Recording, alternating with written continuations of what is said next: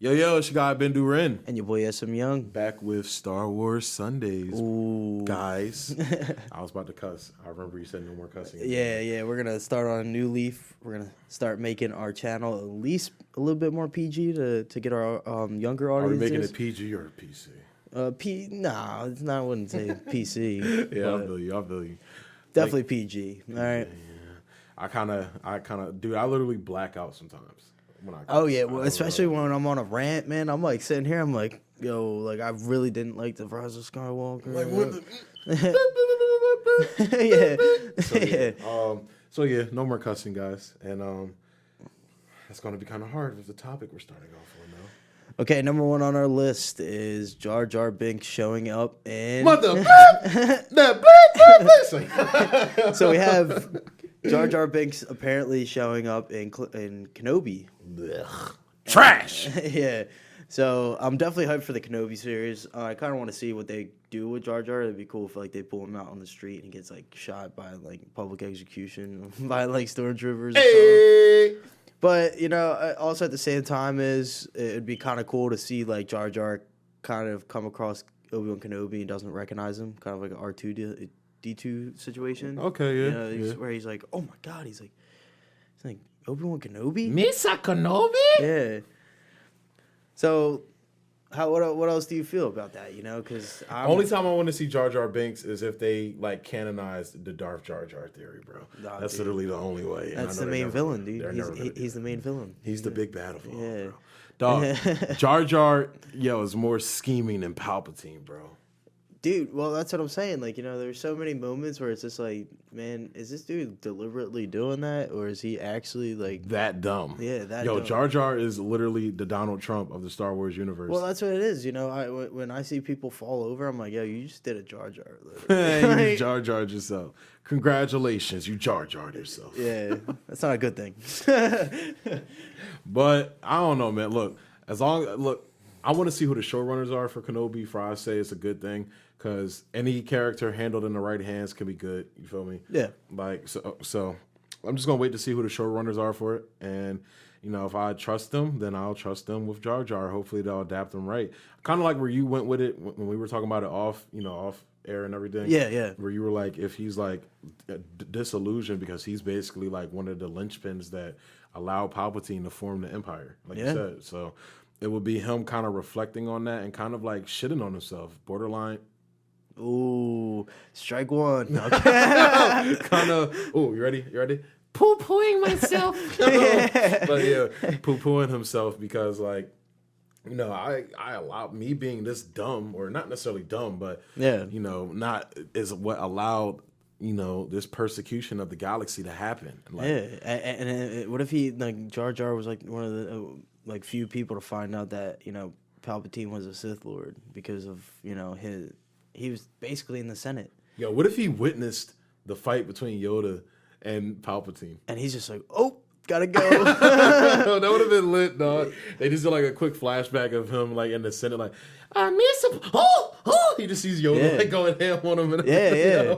Dude. So you know, I kind of also like the fact is that, you know, he's not really a comic relief character. We can all get that out of the way. You know, he was never really that funny. You have to be funny to be comic relief. But, you know, also another thing is another character I want to see show up that would be kind of cool because, you know, Jar Jar go to Tatooine with Qui-Gon and Obi-Wan. So Quinlan Vos would be dope to show up because it's like, you know, they're all on Tatooine, and it's like, you know, there was at one point where they found this kid who literally turned into Vader, you know? Yeah, it's kind of, that's why, now that you say that, it does make more sense that he's there. Yeah. It makes sense a lot. Because he was kind of there for Anakin's, like, birth, basically, as a Jedi, kind of. Yeah. So, yeah, that makes a lot of sense, actually, now I think about it. So, jumping on to the next thing. What are we going to talk? Oh, Trevorrow script, man. Oh yeah, how'd you feel about it? Let's do a little rundown review of what you thought about it. So, like I said, I liked the aspect of like basically like Hux actually taking over, instead of Kylo, because Kylo instantly thought he would become supreme leader. But would that contradict what happened in The Last Jedi? Because he did become Supreme Leader in that. Or did it basically, like, the title get taken from him? Well, I feel like what happened is that after he ended up killing, because it was Kylo that killed Snoke. But then he blamed Rey, though? He said Rey killed him? Yeah, but at the same time look at all the people that were, all the guards that were killed by Rey, and Kylo didn't do anything to stop it. Obviously, they would figure it out. And this guy's head is like cut off and split in like 4 sections on his head, but you didn't. Yeah, and I feel like Kylo would have been ousted. He should have been like, oh, so I should have stopped her because she's a girl. Yeah, you sexist pigs. Yeah. So you want me to fight a girl? Yeah, okay. What galaxy do you live in? Just have him look at him like that and be like, so I should have stopped her. She should have been able to, I should have been able to beat her because she's a girl. What are you looking? See, this is why people don't like the Empire, because you're a bunch of sexist pigs. Yeah.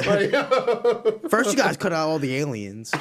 Now you're cutting out all the women. What is wrong with you, man? What's next? All right. This is what I'm changing. More women in the galaxy. More women in leading roles in the galaxy. Except my leadership. Yeah. But Hux, you're going. All you guys are going. So another thing that they touched on in the Trevorrow script, if you haven't read it yet, is that they went to Mortis. Ooh. And the final battle took place on Mortis between Kylo and Rey. So would Snoke have been revealed as the brother? That would have been dope. We already talked about that. We already covered all of that, how I felt about that. I really think that Snoke should have been the physical embodiment of the brother, that the brother was able to escape Mortis. Yeah. And when he did, he tried to, make himself a humanoid type of creature because he could transform into the bat creature. So when he tried to transform into an actual human type, he got deformed in the process. Yeah, that would have been cool. But I do like, another thing I do like out of the Trevorrow script was that they talked about kind of like a group of stormtroopers that lived in the lower levels of Coruscant. And, Finn found them. That's what we saw in The Rise of Skywalker when they were living on that one planet. But it was so weird that, all the stormtroopers decided to pick that planet. With Coruscant, you kind of get, like that's more of, like, an actual, like, kind of believable thing is that, Coruscant is the last kind of, like, remaining, sign of a republic. See, I like what you were talking about though with Coruscant, where it was like dilapidated and shit like that. Yeah, because that would kind of like be like, how when Rome fell and like the the what is it called, the Colosseum, the Colosseum and all that was still there, but it was like kind of in ruins and shit like that. That would have been a cool thing to see. Yeah, and basically like Snoke coming along, or not Snoke, Hux coming along now as Supreme Leader, basically saying, "Hey guys, I want to fix this up." Like kicking out. Yeah. It would have been dope to see the ousting of the Republic and shit like that. I feel like Sorry. Yeah, I know. You said it 3 times. It's so natural, man. You didn't even notice. So, like, the one thing that I kind of got the idea of is that Hux, the reason why Hux took over Coruscant again was because the fact is that, a chance of a new republic or any type of republic to come back out would have definitely started back on, because all the other planets that were in the new republic were destroyed. Yeah. So another chance of a uprising because in the deleted scenes of Episode 3, the first time the Republic the rebels started up was apparently in that little meeting with Mon Mothma and Yoda and not Yoda, it was not Princess Bail Organa and Padme Amidala. Yeah. Wait, what scene? That was deleted scene. Yeah. Oh, okay, I remember. I thought you meant and that would have kind of been dope because that's kind of like the idea of the Republic and stuff like that. Imagine if Padme survived. That would have been so ill. Yeah, there was like a script that said that it was supposed to be the reason why Anakin actually killed Padme is because she had a knife. That would have been awesome. That would have been cool. But another thing they touch on in Trevorrow's script is they go to the Jedi. Well, Rey, I'm pretty sure, goes to the Jedi Temple, and she tries to start up a beacon on Coruscant. It would have been awesome to see what happened to the Jedi Temple after Order 66. What Jedi showed up to her beacon. Like you mean like a beacon to attract other Jedi? She not to attract other Jedi, but to get in contact with other people like and they and the what do you call it? It was such an old technology that the First Order wouldn't be able to shut it off. So, it would have been a cool idea, but it would have been awesome to see what happened to the Jedi Temple, because that's what I'm saying. We haven't seen what happened to Coruscant ever since. Facts, though, yeah. What happened? Like, we know that, obviously Palpatine cleared house on all the objects and stuff like that, but who moved in when all of these people died? What happened to all the Jedi bodies? Did they all get stacked up into a pile and burned? Yeah, probably burned, honestly. Yeah, well, because they started, what do you call it? Who, it was Tarkin, I think it was, or somebody like that literally started putting all the Jedi's lightsabers into a furnace and, kind of, melting them down to show that, hey, they're dead. They're dead, yeah. And very, what is it? It's very similar to what the Nazis did. Yeah. With the Jews like books and everything. Yeah, or melting down their Stars of Davids and stuff like that. That would have been cool to see. And also, what exactly like did Palpatine turn it? Because I think Palpatine turned it into his own palace at one point. I was about to cuss.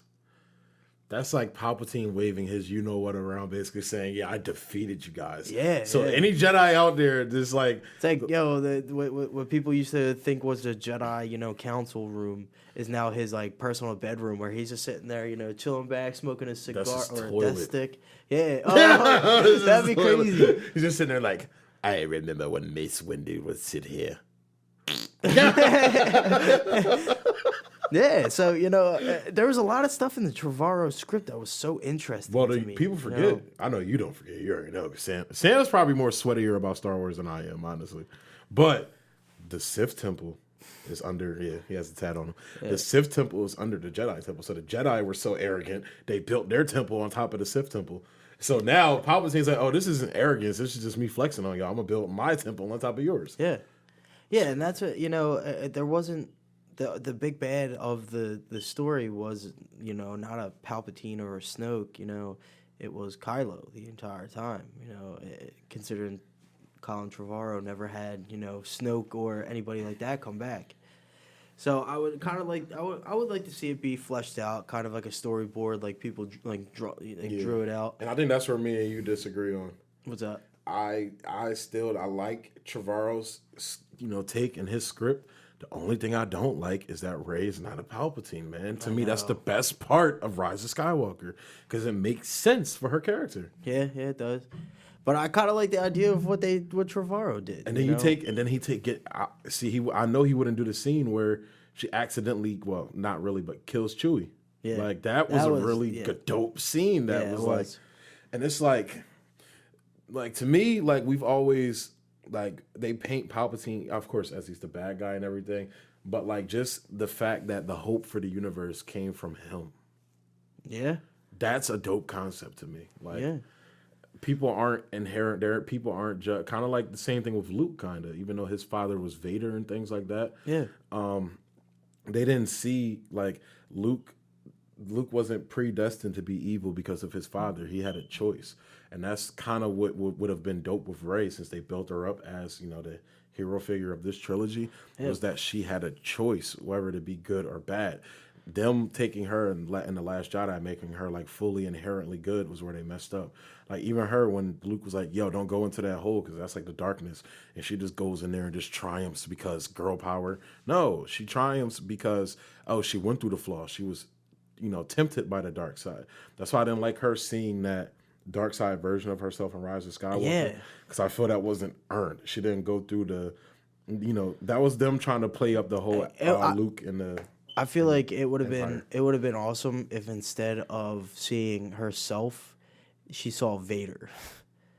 That would have been cool. Yeah, her fighting Vader. Yeah, Vader would have wrecked her, bro. Oh yeah. But it was kind of like the scene with with Luke and she fought or when she went in the Death Star, she saw all the Sith Lords, so she fought Vader. They all just ganged up on her. So Vader, Maul, who else? Who else was a big Sith Lord during that time period. Dooku. But Dooku, the actor, passed away. Yeah, like they could even had like that's one thing that sucked about Rise of Skywalker. Asajj. No, you know it's Savage. Dude, Asajj. Ventress, you have to. Yeah. You have to. That would have been fire. I like Savage though. Savage is dope, but it's just that for me, you already know. Like Ventress is my favorite female Star Wars character. Rest in peace. Quinlan kind of sad right now, bro. Quinlan was hitting that. Yeah, bro. But that's what I'm saying. They didn't continue Quinlan's story either. Facts. She grew out hair too in the book. Yeah, and she had a yellow lightsaber, didn't she? Yeah, by the end of it, yeah. Which was pretty cool. Yeah, it was crazy because you saw them do the inverse. Like you saw her, like basically when he found her, she was just like a bounty hunter. But like if Dooku was like, "Yo, I'll take you back," she would have went back. Yeah. But it was like she kind of did the inverse to where like if she had survived, she probably would have joined the Jedi Order. Yeah. That's the crazy part. And Quinlan would have been a Sith Lord. Went on the path to being a Sith Lord at least. Yeah. That's the dope part, man. Yeah, sacrifice, man. It was the sacrifice. So that's what I love about that story. You know, it just Dooku was really a jackhole in that book, man. Like if hey man, look, I can't curse, but I'm gonna say jackhole because it sounds good. Let's hear it on the recording. But yeah, man, like. Oh man, just seeing like obviously we didn't see it because they didn't film it because they didn't make it because Kathleen Kennedy fired him before he even started shooting anything. But yeah, it was like that the script looked. I keep saying look, it was good. I'm just saying it's good. I know I keep using the wrong pronouns, but it was good. I'm using the wrong pronouns. But I refer to the script as an it. I feel like the whole battle on Coruscant, it was almost like the Battle of Endor. You know, it had a final battle. The Rise of Skywalker's final battle was kind of too much. It was too much. Lame. Yeah, but that's what I'm saying. It was too much. You had all these Star Destroyers that have lasers that can destroy planets, but it's like you're telling me that after the whole excavation of Ilum, that they had enough Kyber to put in every single Death Star. Who built all these not Death Stars. These little Death Stars. Sorry. Mini Death Star. Yeah. Little Death Star. Yeah. That sounds like a rapper's name. Little Death Star. Little Death Star. Blowing up planets. Hey, I didn't be blowing up planets. Hey, I'm with my boy Palpatine. Hey, like, my boy. But the most important question of this Trevorrow script. Would he have put the shrug in there though? The Kylo. Oh, dude. Would he have put it in there? But yeah, that was so ill, bro. When he did that, that's what I'm saying. So there's still stuff about the Rise of Skywalker I love, but there's so much of the Rise of Skywalker I hate. Yeah, you were vile. And it would have been awesome to kind of see like that would be cool if like that is kind of like a Infinities type story where like what if. Like imagine Flashpoint. You could Flashpoint back, and it's like the things you love about Rise of Skywalker is gone, but the things you love about Colin Trevorrow's script stays. But everything with Rise of Skywalker goes. Would you be willing to let it go? Yeah. Oh, okay, man. Like I said, Dark Side Ray and the Shrug, man. Yeah. I kind of, but that's what it is. I want to kind of see something. Hold on. I'm about to hit it again. Dude, I love seeing it on, on even it pops up on Instagram. He even does it a couple times in the Indiana Jones movies. Harrison Ford does. Talk is so ill, bro. Like, so like when he Last Crusade, they think he died. His dad, like they're all looking at him, and you just see him walk up, like, "What's down there?"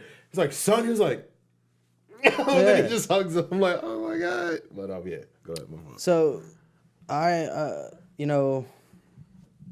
think that Trevorrow's script definitely, I don't know how everybody else feels about it, but for me, it's like I kind of like it because it's like a different feeling, but also it touches back on stuff that we've seen before in Star Wars. And given Jurassic World, I felt like it would have been like borderline cheesy. It would have been at certain points would have been cheesy based off the script. Like Hux killed himself with a lightsaber. I think it would have been. What if he was like, yo? What if he was a member of the Knights of Ren? Like he wasn't a Force user though, because aren't some of them not Force users? No, they're all dark side. They're not dark side Force. They feed off the darkness. They're all Force sensitive. Yeah, they're all Force sensitive. Yeah. See, it would have been dope if in the Aftermath book, it was revealed that there was these groups of people that were running around collecting like relics from like the Death Star. Like the guy from what do you call it? From Rise of Skywalker. Oh, which one? The one that was collecting artifacts for the Sith. Where they get the little thing, and that's where they go and use it at the Death Star. You don't remember that part? You don't remember them going to the planet where they meet Lando? And they go to the guy's ship, and he's a collector of Sith artifacts. Oh, you talking about the assassin that died? He was not an assassin. He was a collector of Sith artifacts. He literally had a speeder that had the symbol of the the Sith on it. You don't remember that? What movie did you watch? Rise of Skywalker. I thought you were about to say Friday. Friday the Skywalker. Oh yeah, another thing you brought up. Why did they call it the Rise of Skywalker if Anakin's no Anakin in it? Yeah, no Anakin. Yeah. Like you're supposed to have every Shmi Skywalker should have been in this, bro. Yeah. Like all Skywalker hands on deck. Yeah. Like calling all Skywalkers aisle 5. We need facts. Everybody except Ben, because I was about to cuss again. Ooh. I almost did, but I did not call myself. I know you be letting them just fly, bro, man, because that's how I am, dude. Like even like when I'm at work and everything. Like, I make sure I'm comfortable with the person, and the person's comfortable, and they get my humor, and I just let it fly, bro. Yeah. Like, my homie Jared, you haven't met him yet. When you meet Jared, I was about to say the N-word. He gonna tell you, bro, like, yeah, your man's be bugging, bro. Like, no. Because I definitely be bugging, bro. Yeah. I be bugging sometimes, but, like, basically how I talk to y'all outside of work is how I talk at Depot. Yeah. All right. So, are we done with the Trevorrow script? Yeah, we could close out on a positive note. Yeah. If you want to. What's what? Huh? You said positive? Positive? Well, I thought we were going to talk about... Huh? Oh, my God. You keep doing that, dude. I'm leaving. I'm out of here. Taika Waititi, man. Taika Waititi. Yeah, I'm about to Harloff. Harloff. Peace. No, you don't do that to me on my... Do you know who I am? Yeah. Do you know who I am? So the Taika Waititi. Taika Waititi. I don't know how to... I can't pronounce that. It's too many vowels in that. That's how Chris Hemsworth says it. Really? With his beautiful Australian accent, Taika Waititi. Yeah, it was very fun. I've never even heard Chris Evans with an Australian accent. It was very fun. He's Australian. I didn't know that. Yeah, he's Australian, dude. Yeah. But literally the accent he uses for Thor is his real accent. Like, that's his real voice. For Thor? Yeah. How he talks as Thor. Oh, you said Chris Evans, bro. Are you sure? I thought I said Chris Hemsworth. Maybe. I don't know. But he was like, yeah, I've been lost. Been back on stage with this guy, Taika Waititi. Yeah. Very fun guy to film with. And yeah, I've been having a great time. So he is apparently on board with a Star Wars film that we don't know. We don't know what kind of Star Wars film he'll be writing. I hope. Is he writing or directing? Yeah, I don't know. I just feel like this is too much Star Wars. I feel like it's... Just leave it to Mando. I feel like they should just take a step back from the movies like they're doing, but an even longer break. Yeah. And just focus on Mandalorian and Kenobi and let them rock out. Yeah, like I love Star Wars, but you know I love watching all these movies. I love that they're enthusiastic about putting out movies and stuff like that. But they're just, I feel like it's just like there's so much happening at once that like it's like, dude, it's just I feel like there's not enough time to even load up and everything that's going on. It's just overwhelming. Even for the fans, like for me, like dude, I feel overwhelmed because I'm like, what are they gonna do now? What story are they gonna do now? You know what's crazy? What's that? For Marvel puts out way more content than Lucasfilm does. Yeah. And I never feel that with Marvel. Yeah, I never feel because they keep things quiet. Keep things quiet. He just shushed himself in mid-sentence. I almost said it again, man. But yeah, they keep things quiet. Like it'll be rumors every night. Like I showed you the Spider-Man thing last night and everything. But it's like they found a way to like one, keep their like even with their movies, they space their movies out perfectly. Like Captain Marvel came out in January of last or February, then Endgame came out in April, end of April, or beginning of April, something like that. Yeah, something like that. Yeah. And then Far From Home came out in August, right? Like late August. So it's like they find a way to space it out, and then with the television series and everything, like when Netflix would come out, it would coincide with the film. So I remember Daredevil came out a week before Age of Ultron came out. Yeah, well, that's what it is. They space it out, and I just feel like with Star Wars, it's like what could they do now with Star Wars? Yeah, that's after the story that we came to love is over, and like I understand that we have like Rogue One and stuff like that. Rogue One, still had time to fit into our hearts about the way that the story was written. I liked Rogue One, but at the same time, it's like what else do we have to lean on? It's not like they have they're not using the expanding universe. We obviously see that, they're doing their own thing, and is it actually worth, buying and seeing these movies? It's really, really. That's what I'm saying, dude. I'm scared. I'm scared for the fate of the Star Wars universe. Yeah, the future, man. Because it's like, just like honestly, the thing that's going to save them is Old Republic. And I personally, I think Star Wars should release a film once every 3 years, and their thing should be television now. Yeah. I would try to beat even though they're the same company, I would try to beat Marvel to the punch with television. Yeah.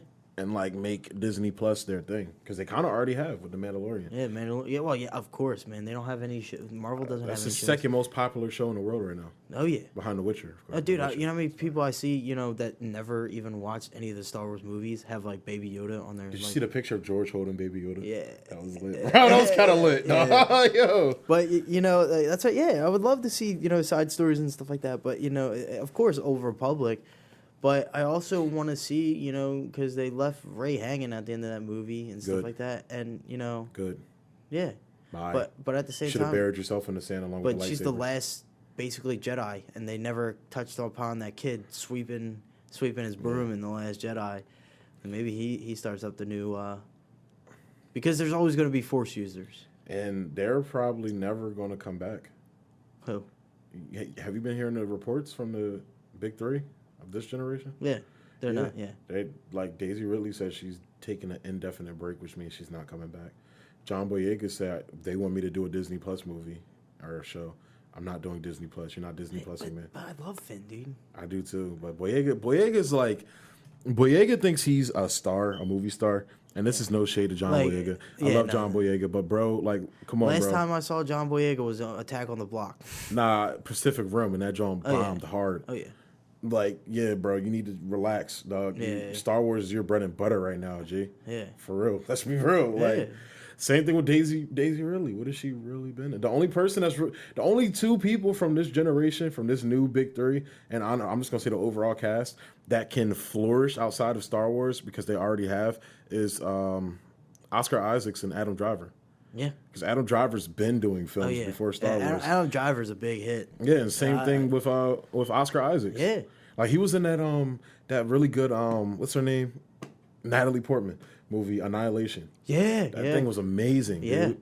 So it's like, Oscar Isaacs is good. Like, yo, he just did that on Triple Threat last year on Netflix with Ben Affleck and all them. Yeah. Charlie Hunnam and all them. Like, he's been around for a long time. Yeah. So it's like, he'll be fine. Adam Driver will be fine. Daisy Ridley, you were literally like nude doing like, she played like a dead body prior to Star Wars. I saw that. Yeah. And like you said, John Boyega was doing Attack the Block, and that's not. Look, I'm not trying to poo-poo these guys. You feel me? Yeah, poo-poo. I'm not trying to come down on them like that. Yeah. But it's like, you guys are acting like you've been doing movies, like, and I want to see what they do now, because it's like, I already know their excuse. Well, Star Wars is so busy, we don't have time to. All right, cool. Let's see what y'all gonna do now. I'm just waiting. Yeah. Because it's like, I hate when actors do that. You feel me?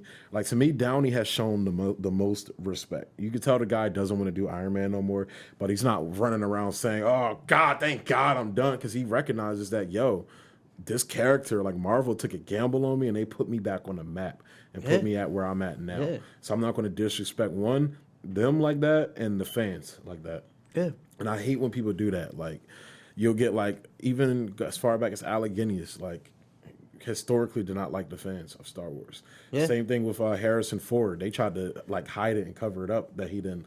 But it's like we notice when a dude doesn't go to any of the what is it called?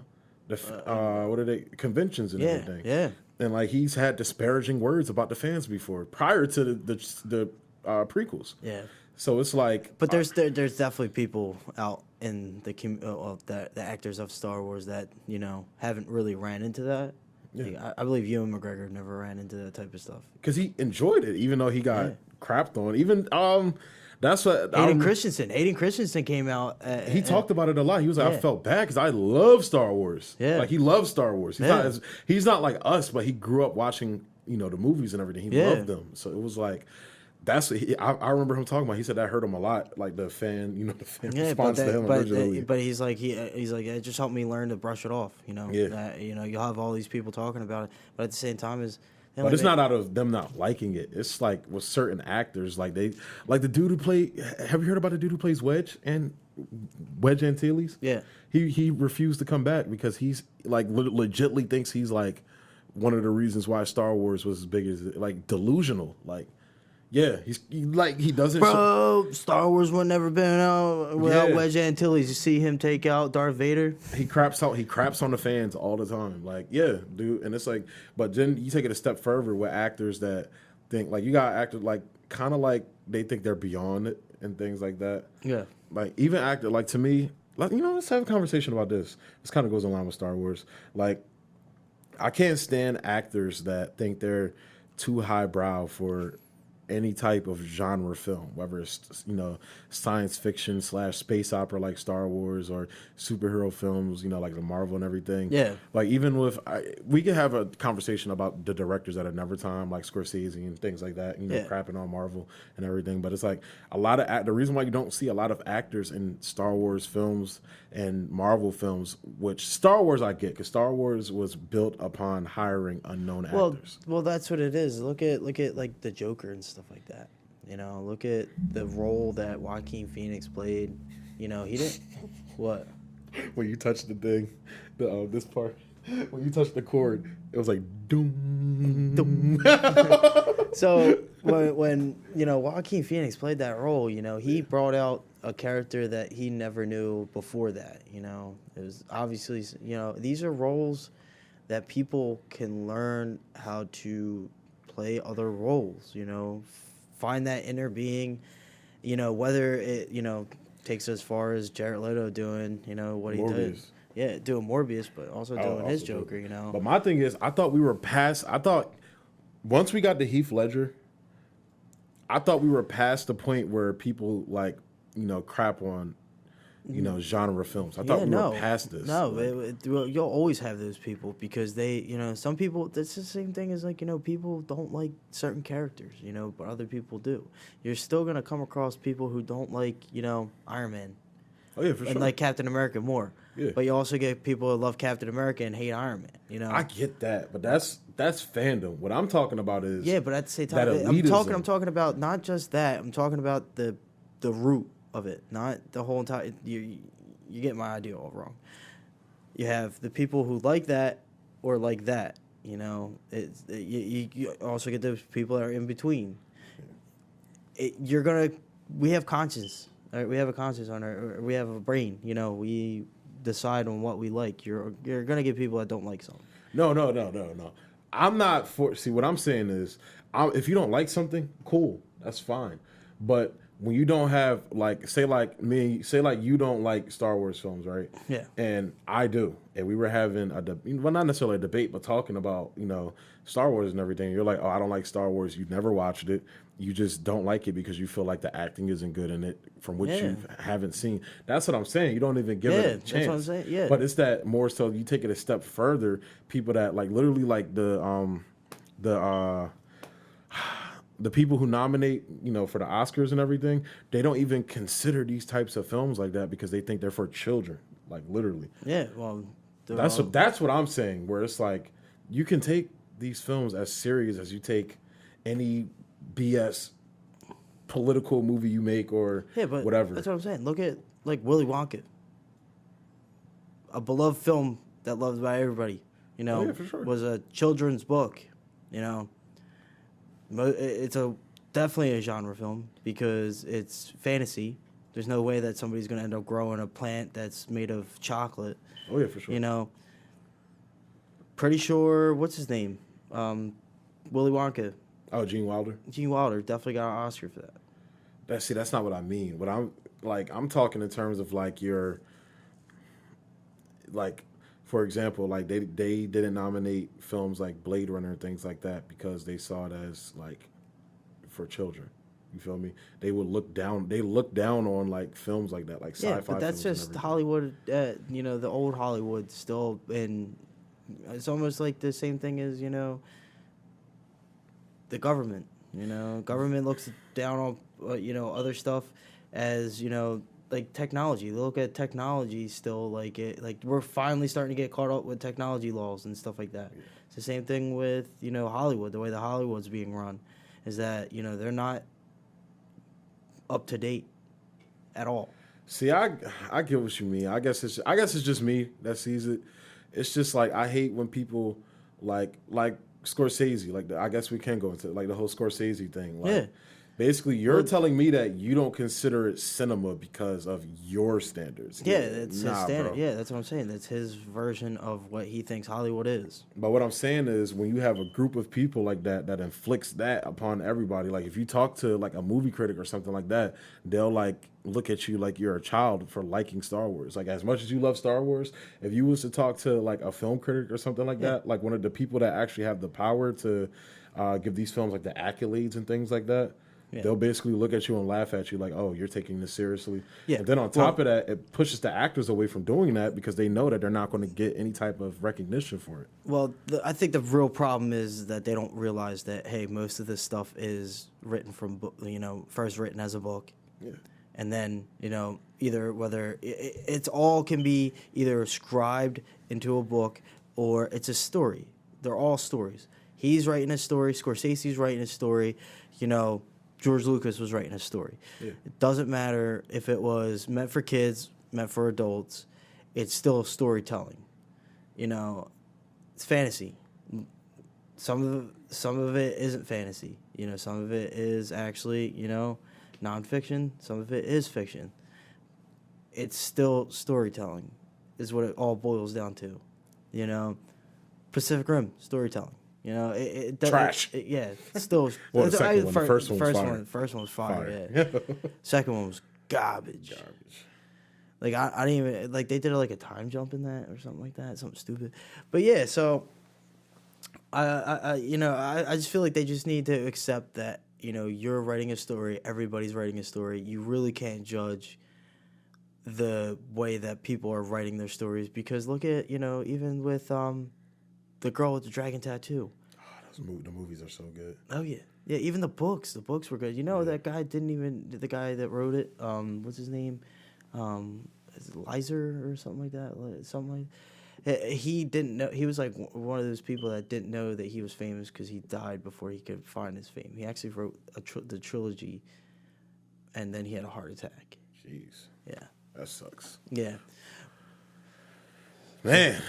Yeah. So we ended on a bad note. even though we're trying to end thanks on a lot, note. Sam. Yeah. It's like, I'm joking, but Debbie Downer. Dude, I love whenever you take like somebody like a chat, like you take a female name and put it like Debbie Downer or Chatty Patty. Yeah, like for some reason it's so funny to me, bro. Yeah. And then you call a dude that like you're such a Debbie Downer. You're such a Ron Swanson. That's not a bad thing. but yeah, so you want to go ahead and wrap it up, man? Yeah. I can't say my famous line because we can't curse anymore. But yeah, we're gonna wrap it up because we've been, oh yeah, this thing too long. So we've been beating this thing. Yeah. So kids, this is Star Wars Sunday. Yes, sir. Please like, comment, and subscribe. Yeah. Follow us on our Facebook page. Find us on Anchor. Anything else? Google Podcast, Apple Podcast, Anchor. Basically anywhere you can find Stitcher, anywhere you can find podcast. And YouTube. Yeah. As well. So May the force be with you. May the force not be with you if you're Jar Jar, though. Come on. May the force not be with you if you're Rey. She's been cut off. Hey, unless Rey's not a Palpatine, then yeah, she's cut. But yeah, so we're gonna go ahead and head out. I always had to get the last word. Well, yeah, thank you. You want to say peace first, or do you want? Peace. Peace.